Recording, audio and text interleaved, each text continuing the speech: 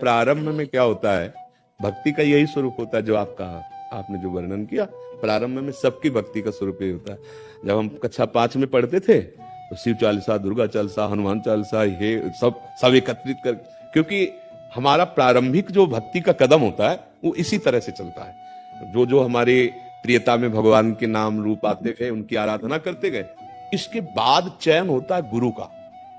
जो रंग लाने वाली बात होती है वो होती है कि जैसे हम विविध चालीसाएं पढ़ी, विविध नाम कीर्तन किए, भगवान की कथा, तो उसके फल स्वरूप मुझे सदगुरुदेव मिले। फिर सदगुरुदेव ने जो नाम दिया, सदगुरुदेव ने जो इष्ट बताया, उसको पकड़ लिया। जैसे गोस्वामी जी ने विनय पत्रिका में सबकी विनय की और सियाराम चरणों में प्रेम मांगा। जैसे अपने लोग कुछ भी तो सबका फल, किशोरी किशोर जो लाडली लाल के चरणों में प्रेम। तो अब हमें यह देखना है कि अभी तक हमारी उपासना हमारे भाव से चलती रही, अब हमारे भाव का फल है गुरुदेव के भाव में हमारा भाव समाहित हो जाए, तभी वो सिद्धावस्था मिलती है। आप खुद हृदय में देखो, अभी प्रियता कहां है, प्रेम कहां है आपका, आप नहीं ढूंढ पाओगे।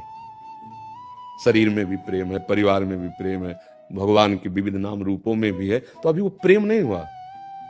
जब सबकी ममता ताग बटोरी, मम पद मन बांध, वो काम गुरुदेव करते हैं। तो भगवान से प्रार्थना करो कि आपसे बड़ा कोई गुरुदेव है नहीं, आप कृपा करके मुझे आदेश अंदर से करो कि मैं आपके किस नाम रूप में आसक्त हो जाऊं।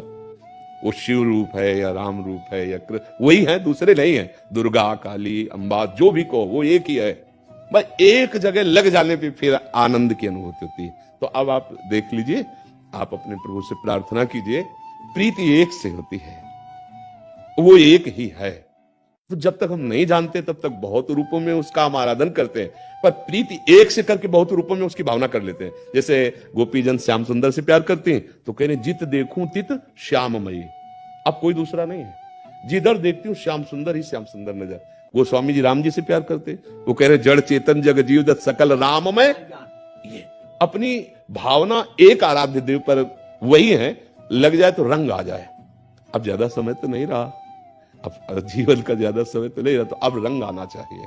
अब प्रभु का कोई एक नाम रूप पकड़ लो और उसी में डूब जाओ। हाँ, एक नाम रूप में कोई प्रभु का पकड़ लो।